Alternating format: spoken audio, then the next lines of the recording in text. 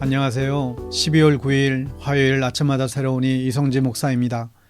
오늘 하루도 여러분이 머물고 있는 자리에서 하나님 나라를 세워가시기를 빕니다.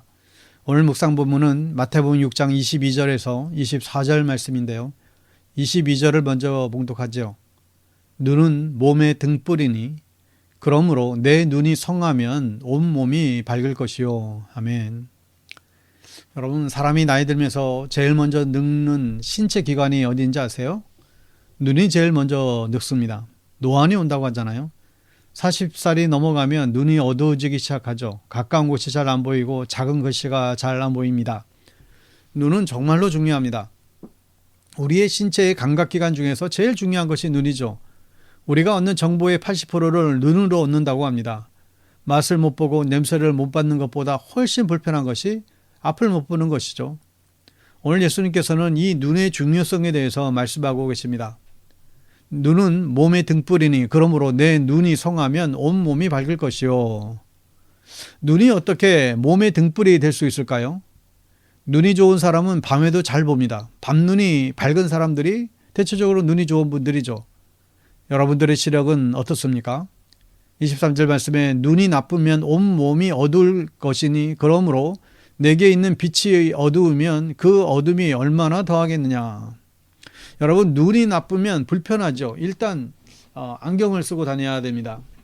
수영할 때도 불편하고 또 추운 곳에 있다가 따뜻한 곳에 들어오면 역시 아무것도 안 보이죠.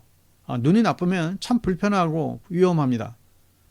시력을 보호하는 방법이 뭐가 있습니까? 어릴 적부터 텔레비전 가까이 보지 말라. 예전에는 이런 얘기를 많이 들었죠. 요즘은 핸드폰이 문제인 것 같습니다. 핸드폰을 오래 보다 보면 눈이 아프고 가까이 있는 글씨들이 잘 안 보이기 시작합니다. 그러니까 이 눈을 보호하려면 가까운 것, 먼 것을 골고루 이제 바라보아 줘야 합니다. 몽골 사람들이 시력이 세상에서 제일 좋다라고 하는 말이 있었죠. 그 이유가 뭐예요? 그들은 멀리 내다보는 거예요.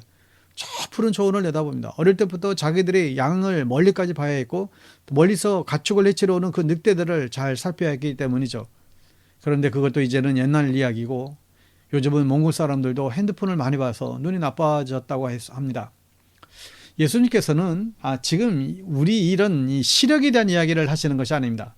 예수님께서는 우리들에게 영적 시력을 말씀하시는 것이죠. 어떻게 하면 영적 시력을 좋게 할 수 있을까요? 골고루 봐야 합니다. 가까운 곳도 보고 먼 곳도 봐야겠죠. 세상도 보고 살아야 하겠지만 하나님의 나라도 보고 살아야 합니다. 어느 한쪽만 바라보며 살 수는 없습니다. 여러분, 노안은 왜 오는 것일까요? 노안이 오면 가까운 곳 안 보이고 작은 것이 안 보여요.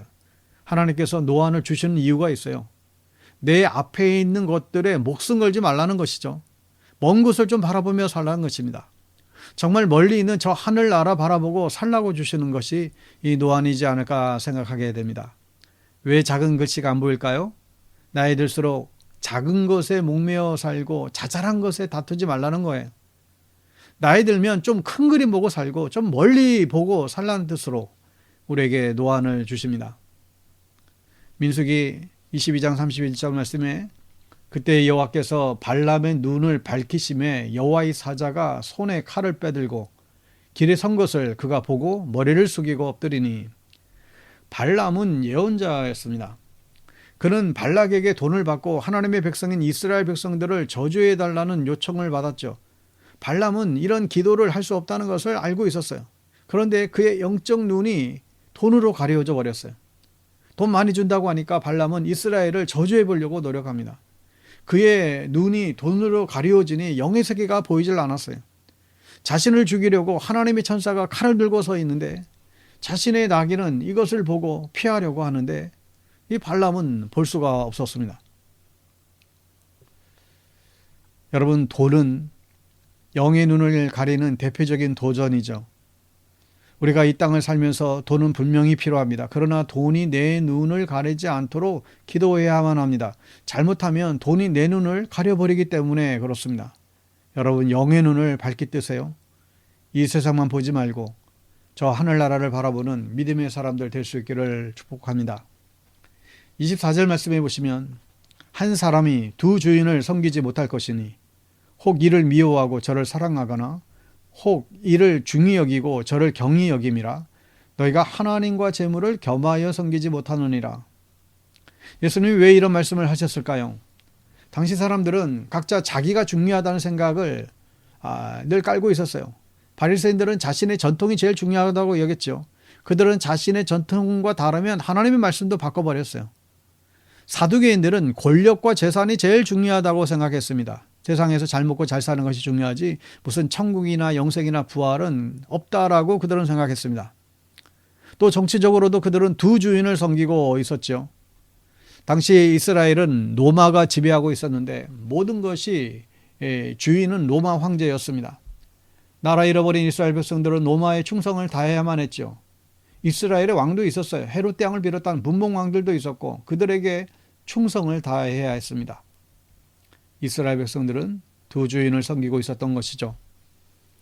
여러분, 우리들에게는 삶의 기준이 있습니다. 그 기준에 충실하게 살아갑니다. 어떤 사람은 먹고 사는 것에 제일 중요한 사람이 있어요. 어떤 사람은 운동하는 게 제일 중요한 사람이 있죠. 또 어떤 사람은 예배드리는 것이 제일 중요한 사람도 있습니다. 여러분들은 어떤 기준으로 삶을 살고 계신가요? 삶의 확실한 기준을 세우세요. 변함없는 기준을 여러 번 세우십시오. 이랬다가 저랬다가 하는 인생은 기준이 없는 인생입니다. 여러분, 삶의 기준을 확실하게 세우고 변함없는 기준을 세워가시고 그렇게 사시길 바랍니다. 세상에 변하지 않는 분은 하나님 말고는 없습니다. 변치 않는 그 하나님을 우리의 삶의 기준으로 세울 수 있기를 축복합니다. 샬롬.